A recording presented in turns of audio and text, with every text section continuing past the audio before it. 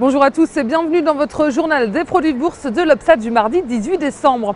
La bourse de Paris termine en léger repli de 0,14% à 3638 points à 2 semaines de la fin de l'année, alors que les grandes échéances politiques sont passées, que les banques centrales ont tenu leur dernière réunion de l'année. Le marché entre dans une période extrêmement calme. Les investisseurs sont entièrement focalisés sur les négociations entre républicains et démocrates qui traînent en longueur à l'approche de la fin de l'année.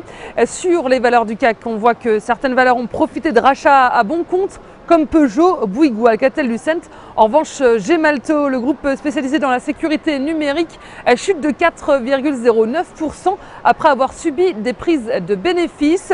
À Wall Street, la bourse clôture dans le vert à une belle progression, donc de plus 0,76%. Pour le Dow Jones, c'est plus 1,30% côté Nasdaq.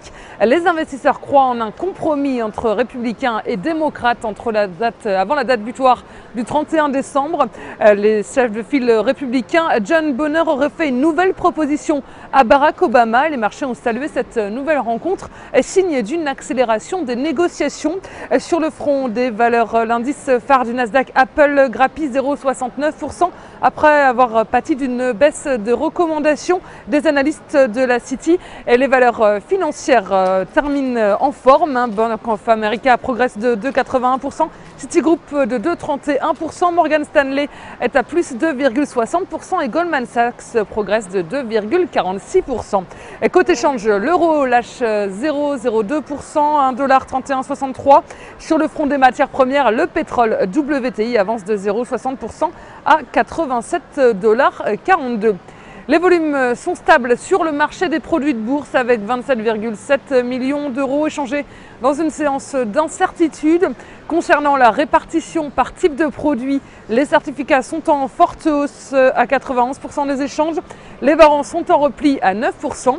Et du côté des transactions, les certificats représentent 74% du marché et les warrants 26%. Et si on regarde la répartition par sous-jacent, on voit que les indices sont en hausse avec 39% du marché. Les actions par contre sont en baisse à 59%. Et la répartition des transactions sur les warrants nous indique que les indices représentent 23% du marché. Les actions sont à 75%. Le taux de change et les matières premières sont à 1%. La valeur du jour, c'est aujourd'hui le groupe énergétique GDF Suez.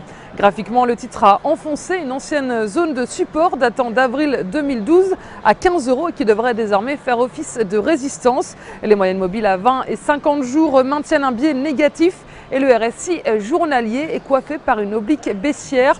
Visez une poursuite de la baisse avec en cassure des 13,40 €, la cible à 12 €. La stratégie qui vous est proposée pour jouer cette valeur, c'est l'achat du warrant put EDF à 3248 T d'Unicredit au prix d'exercice de 15 € et d'échéance au 7 juin 2013. Voilà, c'est tout pour aujourd'hui. Très bonne journée et à demain.